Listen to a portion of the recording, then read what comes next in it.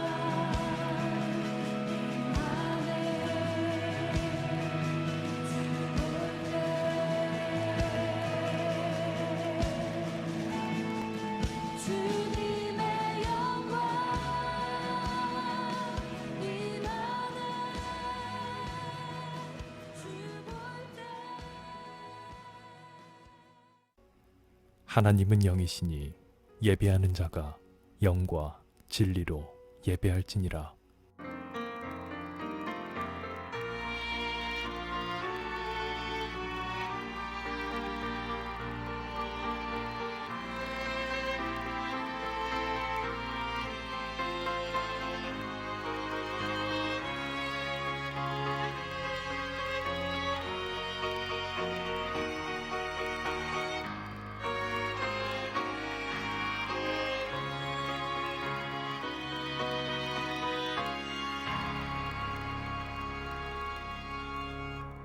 사도신경.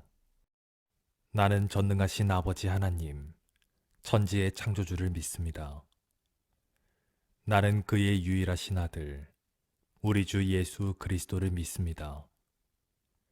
그는 성령으로 잉태되어 동정녀 마리아에게서 나시고 본디오 빌라도에게 고난을 받아 십자가에 못 박혀 죽으시고 장사된 지 사흘 만에 죽은 자 가운데서 다시 살아나셨으며 하늘에 오르시어 전능하신 아버지 하나님 우편에 앉아 계시다가 거기로부터 살아있는 자와 죽은 자를 심판하러 오십니다.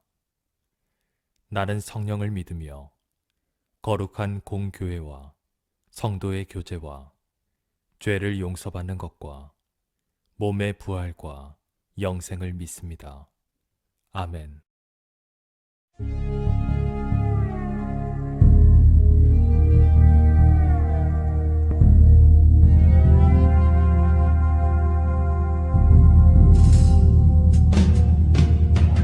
세상은 들리고 사람들은 변하여도 나는 주를 섬기리.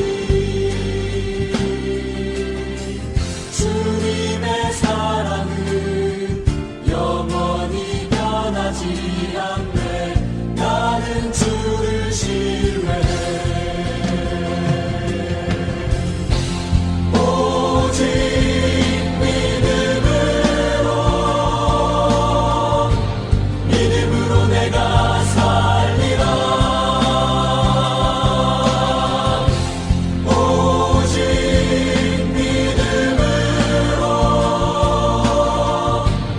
믿음으로 내가 살리라.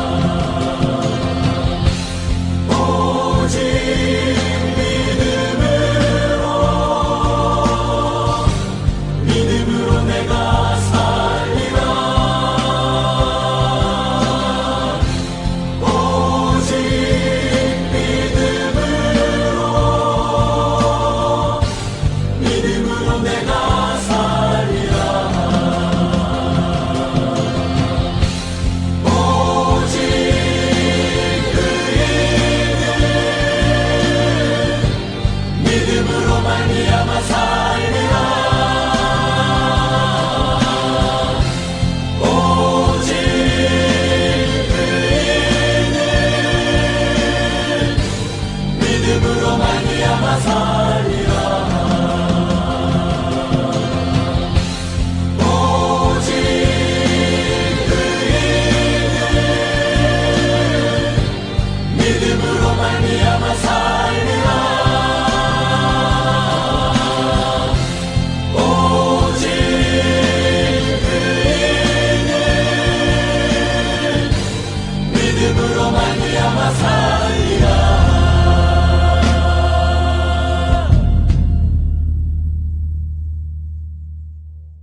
오늘은 요한복음 네 번째 시간입니다. 요한복음 4장 3절에서 26절 사마리아 여인과의 대화입니다. 유대를 떠나서 다시 갈릴리로 가실새 사마리아를 통과하여야 하겠는지라. 사마리아에 있는 수가라는 동네에 이르시니 야곱이 그 아들 요셉에게 준 땅이 가깝고 거기 또 야곱의 우물이 있더라. 예수께서 길 가시다가 피곤하여 우물 곁에 그대로 앉으시니 때가 6시쯤 되었더라. 사마리아 여자 한 사람이 물을 기르러 왔음에 예수께서 물을 좀 달라. 이는 제자들이 먹을 것을 사러 그 동네에 들어갔음이라. 사마리아 여자가 이르되 당신은 유대인으로서 어찌하여 사마리아 여자인 나에게 물을 달라 하나이까? 이는 유대인이 사마리아인과 상종하지 아니함이로라.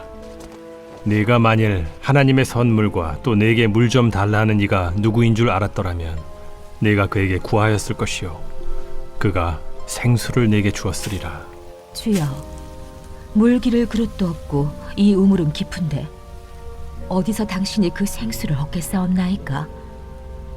우리 조상 야곱이 이 우물을 우리에게 주셨고 또 여기서 자기와 자기 아들들과 짐승이 다 마셨는데 당신이 야곱보다 더 크니이까? 이 물을 마시는 자마다 다시 목마르려니와 내가 주는 물을 마시는 자는 영원히 목마르지 아니하리니 내가 주는 물은 그 속에서 영생하도록 솟아나는 샘물이 되리라. 주여, 그런 물을 내게 주사 목마르지도 않고 또 여기 물 기르러 오지도 않게 하옵소서. 가서 내 남편을 불러오라. 나는 남편이 없나이다. 내가 남편이 없다는 말이 옳도다. 너에게 남편 5이 있었고 지금 있는 자도 내 남편이 아니니 내 말이 참되도다. 주여, 내가 보니 선지자로소이다. 우리 조상들은 이 산에서 예배하였는데 당신들의 말은 예배할 곳이 예루살렘에 있다 하더이다. 여자여, 내 말을 믿으라. 이 산에서도 말고 예루살렘에서도 말고 너희가 아버지께 예배할 때가 이르리라. 너희는 알지 못하는 것을 예배하고 우리는 아는 것을 예배하노니 이는 구원이 유대인에게서 남이라. 아버지께 참되게 예배하는 자들은 영과 진리로 예배할 때가 오나니 곧 이때라. 아버지께서는 자기에게 이렇게 예배하는 자들을 찾으시느니라. 하나님은 영이시니 예배하는 자가 영과 진리로 예배할지니라. 메시아, 곧 그리스도라 하는 이가 오실 줄을 내가 아노니 그가 오시면 모든 것을 우리에게 알려주시리이다. 네게 말하는 내가 그라. 예수님께서는 니고데모와 요한복음 3장에서 대화를 하셨습니다. 니고데모는 유대인의 남성이면서 학식 있는 교사이며 율법의 모든 것을 철저하게 지키는 바리새인이었습니다. 평판도 좋았고 그리고 권세까지 가지고 있는 부족함이 없는 사람이었습니다. 오늘 본문은 새로운 상대죠. 한 사마리아 여성입니다. 당시 여성에게는 전혀 교육의 기회가 주어지지 않았기에 배우지 못했고 율법에서 벗어나서 어긋나는 생활을 하고 있었으며 많은 사람들에게 경멸받고 배척받는 그러한 연인이었습니다. 그러니까 3장의 니고데모와 오늘 본문의 여인과는 매우 대조적인 모습을 가지고 있다는 것입니다. 그러나 예수님께서는 그 모든 사람들을 다 귀하게 여기신다는 것입니다. 오늘 본문은 예수님께서 사마리아로 통과하시려고 하시는 그런 상황입니다. 예수님께서 갈릴리로 가시는 방법은 두 가지인데 하나는 사마리아를 통과해서 가는 방법과 사마리아를 통과하지 않고 요단강을 건너서 북쪽으로 가고 다시 요단강을 건너서 갈릴리로 가는 방법입니다. 돌아가는 방법은 직접 통과하는 것보다 훨씬 시간이 많이 걸리지만 사마리아 사람들과 마주치는 것을 싫어했던 유대인들은 그 땅을 밟기 싫어서 돌아가는 길을 택했다는 것입니다. 그런데 예수님께서는 사마리아를 거쳐서 갈릴리로 가시려는 그러한 계획을 가지고 있었고 그곳에서 한 여인을 구원하고자 하시는 계획도 가지고 있었다는 것입니다. 그분은 사마리아 한 마을에서 우물가에 앉으셨고 그곳에서 놀라운 선물을 한 여인에게 주고 있다는 것입니다. 그런데 오늘 예수님께서는 그 귀한 선물, 영생을 주시기 전에 그냥 주시지 않았다는 것입니다. 그 귀한 영생을 주시기 위해서는 그 여인에게 필요한 자세가 있다는 것을 보게 됩니다. 그것이 무엇인지 살펴보고자 합니다. 첫 번째는 가지고 있는 것을 드리는 것을 요구한다는 것입니다. 7절에 보게 되면 물을 좀 달라. 예수님께서 여행 가운데 있었고 그리고 목마름을 경험하고 있었습니다. 그런데 예수님께서는 직접 드시는 것이 아니라 바로 한 여인에게 물을 달라고 하시는 겁니다.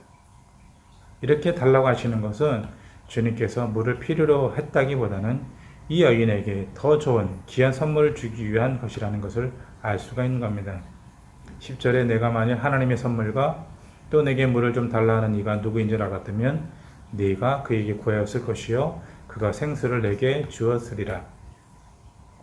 여기서 말하는 생수는 니고데모와 대화하면서 말씀하신 성령인데 성령을 주기 위해서 먼저 달라고 하시는 것이 있다는 겁니다. 이 여인이 말합니다. 유대인으로서 어찌 사마리아인에게 물을 좀 달라고 하시는가? 유대인은 사마리아 사람들과 상종하지 않는 그런 사람들입니다. 유대인들은 사마리아 사람들을 멸시하고 미워합니다. 사마리아는 북이스라엘의 수도로 북이스라엘을 가리키는데 이곳은 남쪽 유다와 여러 면에서 달랐습니다. 성전에서 제사를 드리지도 않았고 단과 베델에 세워둔 금송아지 제단에서 제사를 드렸습니다. 남쪽은 다윗의 후손들이 왕위를 이어갔는데 심지어 장군들이 모반을 해도 왕은 반드시 모반당한 왕의 전유로 삼았는데 북이스라엘은 모반한 장군이 왕이 되었습니다. 남쪽의 왕들 가운데 훌륭한 왕이 있었지만 그러나 북쪽에는 칭찬 들을 만한 왕이 한 명도 없었습니다. 그런데 사마리아에 대한 유대인의 멸시는 북이스라엘 멸망 후 더 강화되었고 기원전 722년 아수르에게 북이스라엘이 멸망하는데 이때 북이스라엘 사람들을 끌고 가고 이방인들은 이 땅에 이주시키고 북이스라엘 사람들은 이주민들과 결혼을 하고 그들의 우상을 섬기는 죄를 범하게 됩니다. 그리고 남쪽이 멸망하고 70년이 지난 뒤 니헤미야 에스라가 돌아와서 성전을 재건할 때 북쪽 사람을 참가시키지 않는데 이에 화가 난 자들은 BC 400년 그리심산에 생전을 세우고 이 성전은 BC 128년 유대인에 의해서 불타게 됩니다. 오늘 본문에서 이 여인이 우리 조상들은 이 산에서 예배하는 데라는 말은 그리심산을 말하는 것입니다. 그리고 사마리아 사람들은 모세 오경만을 주장하면서 예루살렘 성전의 정당성을 인정하지 않습니다. 그래서 시편, 예언서, 역사서 등을 읽지 않고 오직 모세 오경만 읽는데 오늘 본문에서 예수님께서 너희는 알지 못하는 것을 예배한다고 말씀하시는데 얘는 모세 오경만을 갖고 예배하기 때문에 온전하게 복음을 모르고 있음을 지적하시는 말씀입니다. 그래서 남쪽 유대인들이 북쪽 사마리아 사람들을 미워하고 멸시했습니다. 그런데 예수님께서 오늘 물을 달라고 하시는 겁니다. 우리의 주님이 하시는 방법은 다 이렇다는 것입니다. 좋은 것을 주시기 위해서 먼저 내가 가지고 있는 것이 무엇인지를 그것을 먼저 드리라는 것입니다. 아무리 적어도 아무리 멸시받는 것이 있다고 해도 주님께서 말씀하시는 것을 먼저 내가 더 좋은 것을 얻기 위해서 내가 가지고 있는 것들을 내어놓으라는 것이지요. 여기서는 물이라는 하나의 상징적인 것을 썼지만 우리가 가지고 있는 것 가운데 예를 들자면 경험과 지식, 내가 가지고 있는 자랑하는 것들을 내어놓을 때 우리 주님은 더 귀한 것을 채워주신다는 겁니다.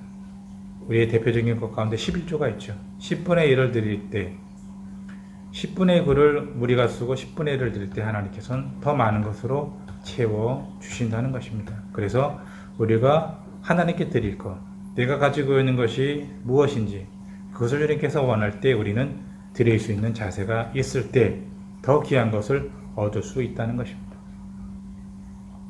그리고 두 번째로 예수님께서 지적하는 것은 무엇인가 하면은 바로 내가 의지하는 것들의 한계, 그것이 가지고 있는 불충분성을 말씀하고 있는 겁니다. 예수님께서는 더 좋은 것을 주시기 위해 우리가 의지하고 있는 것들에 대해서 지적하십니다. 그것은 완전하지 않다. 부족하다. 그것으로 영생의 선물을 받을 수 없다는 것입니다.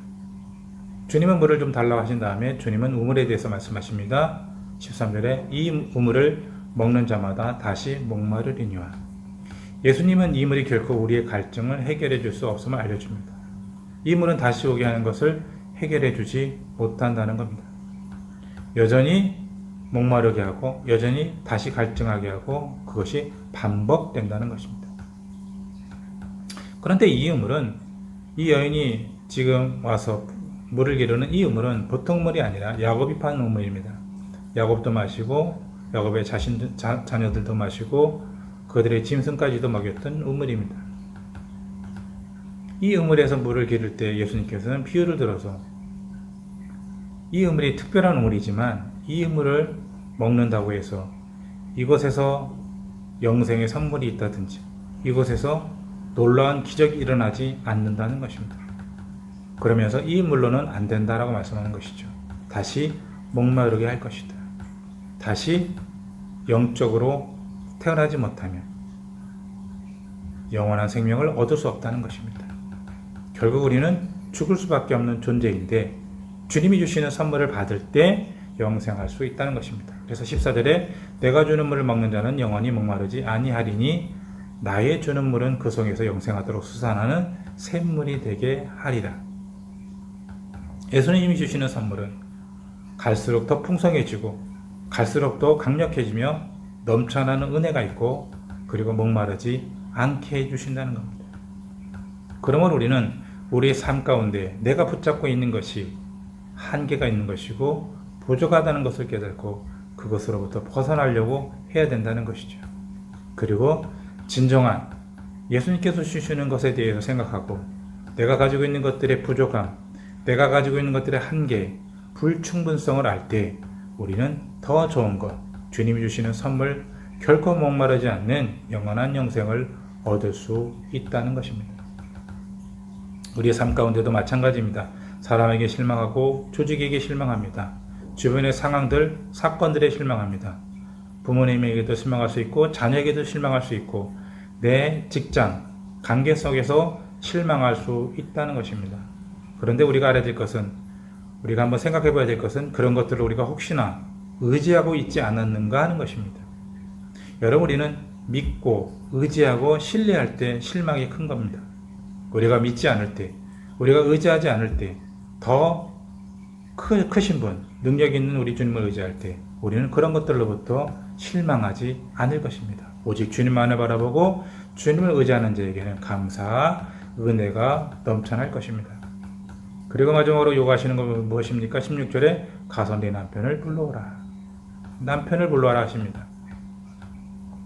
그 의미는 무엇입니까? 이 여인에게는 많은 남편이 있었죠. 지금 있는 남편도 자기의 남편이 아닙니다. 그렇다면 이 여인에게 말씀하시는 것은 무엇입니까? 바로 예수님은 그 여인의 죄를 지적하고 있다는 것입니다. 영원한 생명, 영원한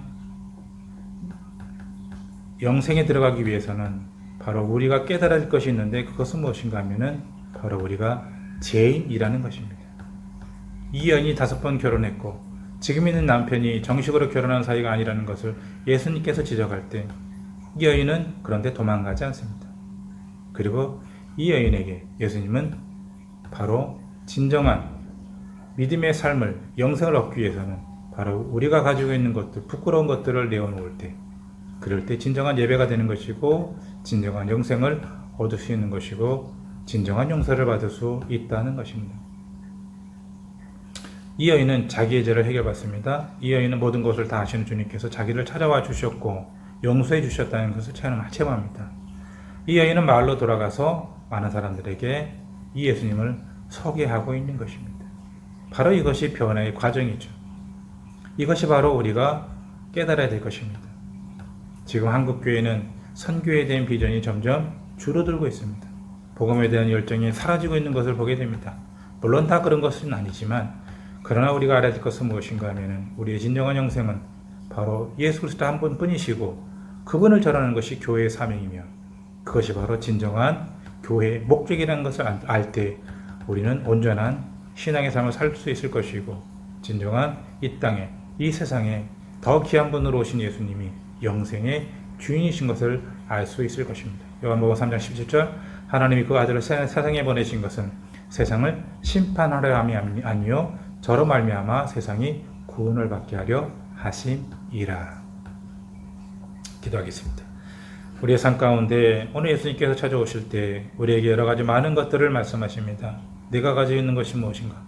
내가 의지하는 것이 무엇이냐라고 말씀하십니다. 우리 주님은 더 귀한 것을 주시려고 할 때 내가 가지고 있는 내가 의지하는 것들을 내려놓고 진정 예수님만을 의지하며 나가길 원하십니다. 그리고 정말로 우리 주님이 우리의 죄를 용서해 주시며 우리에게 진정한 영생을 주시는 분이라는 것을 깨달을 때 우리 가운데 기쁨이 임하게 되는 것이고 그 은혜 가운데 우리는 복음을 증거할 수 있는 능력이 생긴다는 것입니다.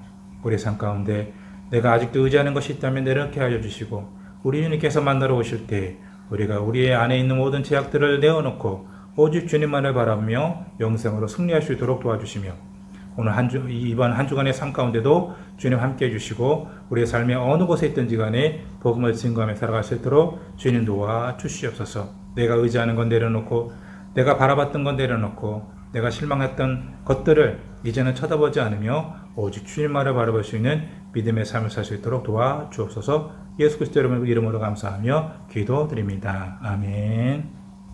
주기도문. 하늘에 계신 우리 아버지, 아버지의 이름을 거룩하게 하시며 아버지의 나라가 오게 하시며 아버지의 뜻이 하늘에서와 같이 땅에서도 이루어지게 하소서. 오늘 우리에게 일용할 양식을 주시고 우리가 우리에게 잘못한 사람을 용서하여 준 것 같이 우리 죄를 용서하여 주시고 우리를 시험에 빠지지 않게 하시고 악에서 구하소서. 나라와 권능과 영광이 영원히 아버지의 것입니다.